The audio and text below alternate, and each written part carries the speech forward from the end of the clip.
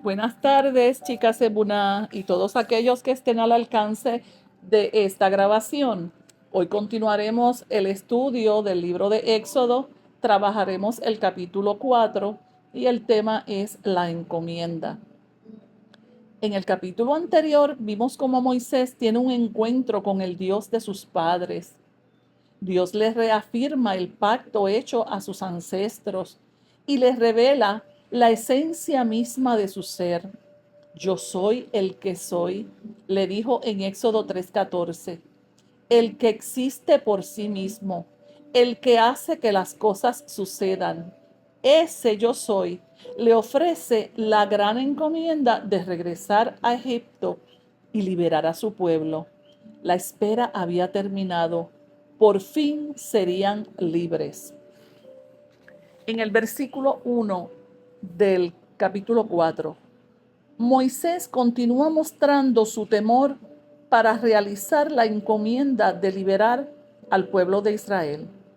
En Éxodo 3:18, ya Dios le había asegurado que los líderes lo escucharían, pero Moisés se muestra inseguro de aceptar la encomienda que Dios le está ofreciendo. En el versículo 2, Dios le dice, ¿qué tienes en tu mano? Y el Señor decide hacer algo insólito. Dirige la atención de Moisés hacia lo que tenía. Fíjate que no le presta atención a lo que él no tenía. Y esto es un principio muy importante. Dios utiliza lo que cada ser humano tiene en su mano, no de lo que carecemos. Pero muchas veces le prestamos atención a lo que no tenemos. Y Dios nos dice hoy también, ¿qué tienes en tu mano? Hay ejemplos en la Biblia de personas que Dios utilizó con lo que tenían en la mano.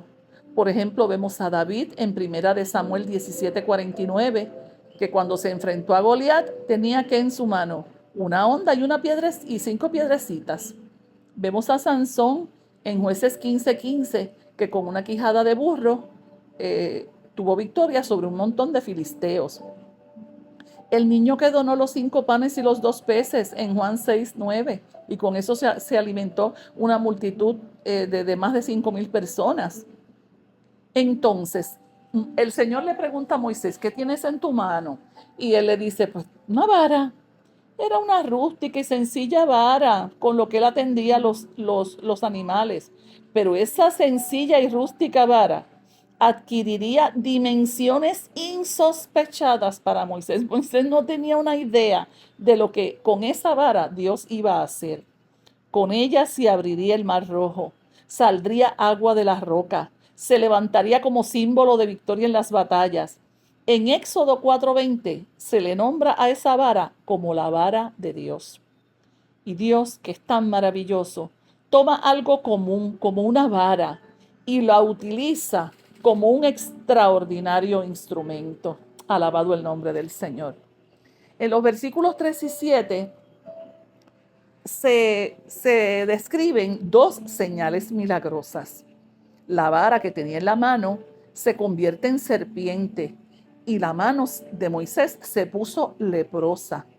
Dios le estaba mostrando a Moisés de manera anticipada el tipo de intervención que tendría en Egipto, porque el enfrentamiento que tendrían con Faraón no iba a ser fácil. Ya Dios se lo había advertido cuando lo llamó en medio de la zarza ardiente. En el versículo 9, el Señor le ofrece a Moisés un atisbo, o sea, un vislumbre, un indicio de lo que sucedería. La primera plaga que atacó a Egipto fue la plaga de sangre. En el versículo 10 se nos asegura, o vemos, o se nos describe, que durante todos esos años viviendo en la soledad del desierto, acompañado solo por ovejas, acuérdate que fueron 40 años, Moisés probablemente pensaría que sus dotes de comunicador habían desaparecido. Y entonces le empieza a poner a Dios unas excusas para no querer ir a enfrentar al faraón, que no era tarea fácil. Y entonces le pone la excusa de que él no sabía hablar mucho, de que él no era persuasivo ni elocuente. En el versículo 11, Dios le ofrece una respuesta interesante. Y la respuesta de Dios a la excusa planteada por Moisés es, escucha esto, redirigir la atención. La atención de Moisés tenía que estar dirigida hacia Dios, que es todopoderoso, no hacia él. Entonces vemos a Moisés diciendo, es que yo no sé hablar, es que yo no soy elocuente. Y Dios le está diciendo, no, es que esto no se trata de ti, se trata de mí. Y en el versículo 12 le reafirma y le dice, yo estaré con tu boca. Cuando no sabemos cómo responder, Dios pondrá palabras en nuestra boca. Es la misma promesa que le ofreció Jesús a sus discípulos en Mateo 10, 19 al 20, que les dijo que no tuvieran miedo de lo que iban a decir, porque el mismo Señor iba a poner palabras en su boca. En el versículo 13, y me resulta gracioso, Moisés sigue poniendo excusas y le dice, ay, no, pero envía a otro, mejor envía a otro. Finalmente, en este intercambio que tiene es con el Señor, Moisés expresa la verdadera razón de las excusas. Es que él no quería ir. El problema de Moisés no era uno de falta de habilidad, era uno de falta de disponibilidad, de voluntad. O sea, no es que él no supiera hablar, no es que él no tuviera las capacidades de enfrentarse a Faraón, es que no quería estar disponible, y a veces eso nos pasa a nosotros. Ponemos muchas excusas y Dios nos llama para que realicemos cosas para Él, para que llevemos su mensaje a las personas que nos rodean, y nosotros entonces empezamos a poner excusas. En el versículo 14 dice que el Señor como que se impacientó un poco. Y dice que Jehová se enojó contra Moisés, dice el versículo bíblico. Es interesante notar que Dios no se enojó cuando Moisés preguntó quién era él para enfrentarse a Israel. Fíjate, de ahí Dios estaba tranquilito, en el Éxodo 3:11. Tampoco cuando preguntó a nombre de quién iría. ¿Se acuerdan en el capítulo de la clase pasada? ¿Y a nombre de quién yo me voy a presentar? ¿En nombre de qué Dios? Ni aun cuando puso como excusa su falta de elocuencia, que lo vemos en el capítulo 4, versículo 10. A Dios le disgustó, escuchen bien esto, la falta de voluntad de Moisés para obedecerle. Ahí fue que Dios mostró cierto grado de molestia. Moisés tendría cientos de razones para no mostrar, para no querer obedecer la voluntad de Dios, como nosotros podemos ofrecer montones de razones para no querer obedecer a Dios. Pero Dios le estaba dando una gran lección. Y hay un pensamiento que me gusta mucho que dice que la mente es como un paracaídas. Solo funciona si se abre. Moisés estaba con su mente cerrada. Y una mente cerrada como un paracaídas cerrado no sirve para nada. Por eso tenemos que pedirle a Dios que si tenemos la mente cerrada, que abra nuestro entendimiento, que abra nuestra mente. Dios no exime a Moisés del llamado, con todas las excusas que él puso y todo eso. Sin embargo, le permitió contar con la asistencia de su hermano Aarón. Como él siguió molestando y diciendo que él no sabía hablar, pues entonces Dios dijo, pues está bien. Aarón sería el vocero y Moisés sería el agente de Dios. Y así fue. Y luego vemos a Moisés desempeñándose de lo más bien delante de Faraón. Eran puras excusas. Moisés recibiría el mensaje de Dios y Aarón lo expresaría. En el versículo 18 vemos que el enfrentarse a aquella zarza ardiente produjo en Moisés un efecto emocional. La vara quedó transformada en serpiente y su mano, cuando se la metió por dentro de la ropa y salió emblanquecida, pues estas cosas impresionaron a Moisés. Fueron experiencias sobrenaturales. Y Dios le estaba mostrando, diciendo, mira, yo soy un Dios sobrenatural. Y yo me muevo en cosas sobrenaturales como transformar una vara en una serpiente, o que te metas la mano dentro de la ropa y que salga la mano emblanquecida como si tuviera lepra. Esos son señales sobrenaturales.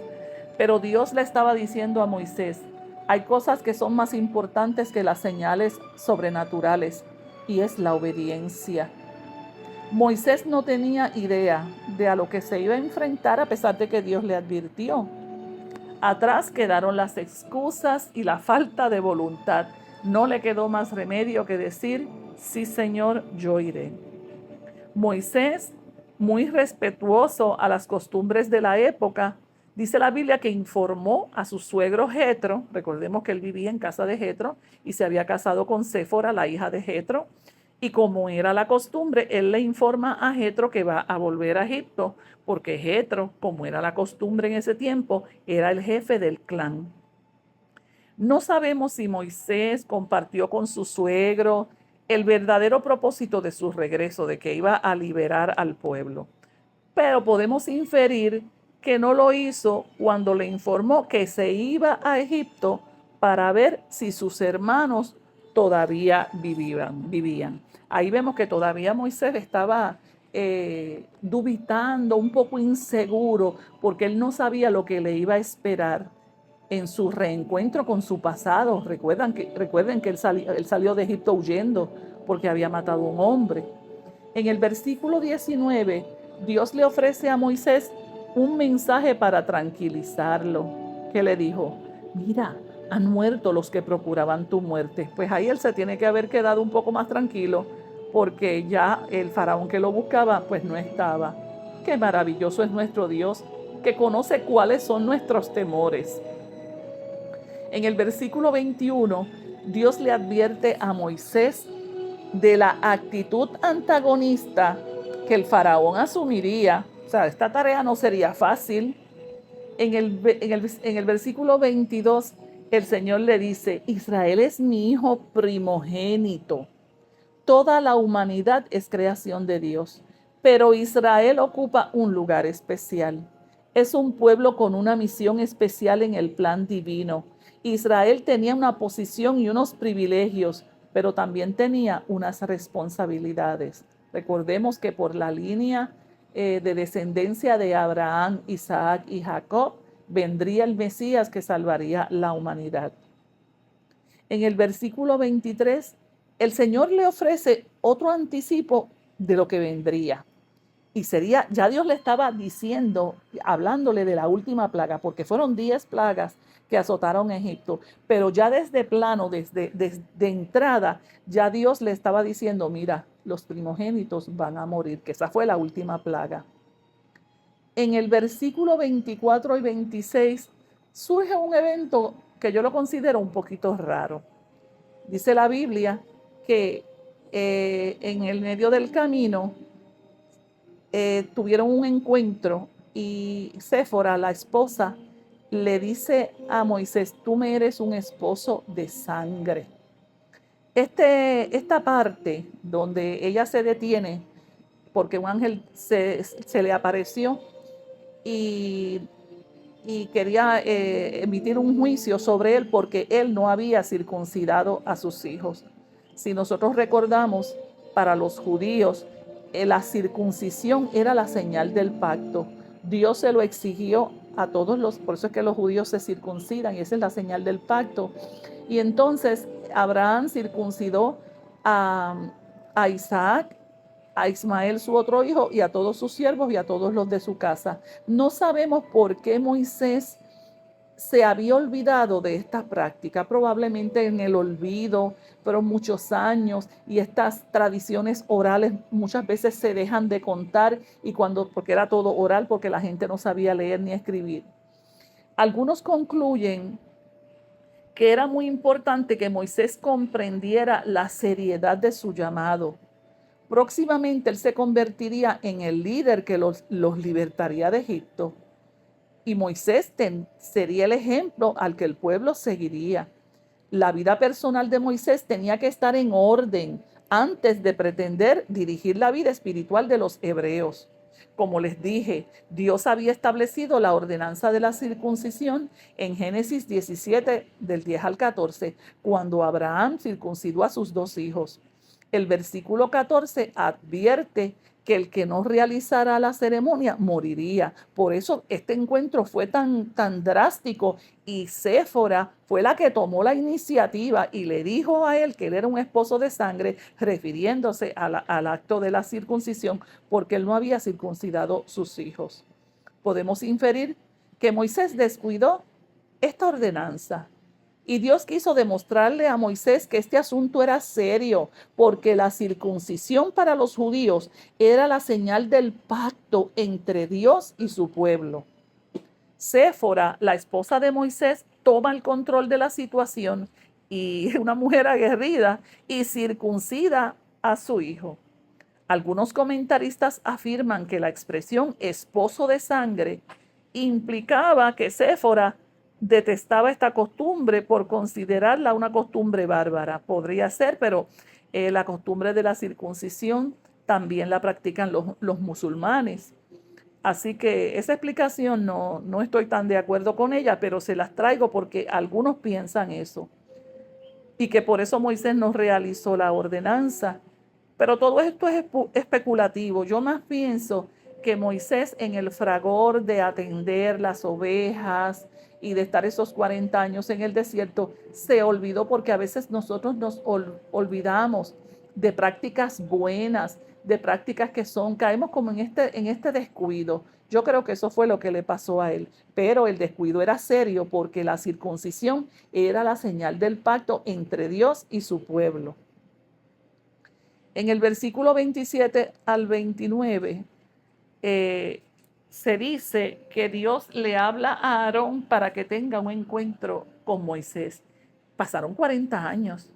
Es que la sincronización de Dios, y como dijimos en la clase pasada, cómo la providencia divina organiza los sucesos de la historia para llevar a cabo sus planes.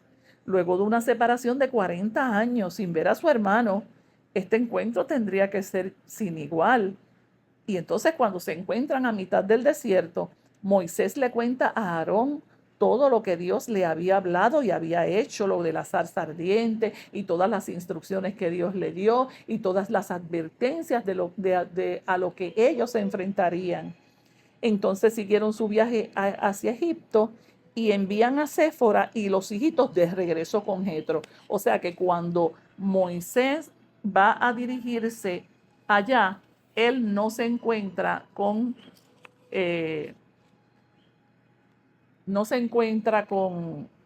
su esposa y sus hijitos. Él los dejó, ¿verdad? No sabía lo bien a lo que se iba a enfrentar y los dejó en la seguridad de la casa de Jetro, su suegro. En los versículos 29 al 31 se nos describe cómo Aarón, como vocero, cuando llega, como Dios le dijo que él iba a hacer, ¿verdad? Que él iba a hablar en lugar de Moisés, pues Aarón sirvió de vocero y compartió cuando llegó a Egipto con los ancianos las cosas que Dios le había dicho a Moisés, que fueron cosas bien contundentes.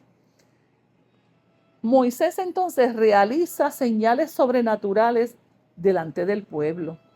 Estas señales tenían el propósito de ¿qué? De darle validez al llamado de Moisés.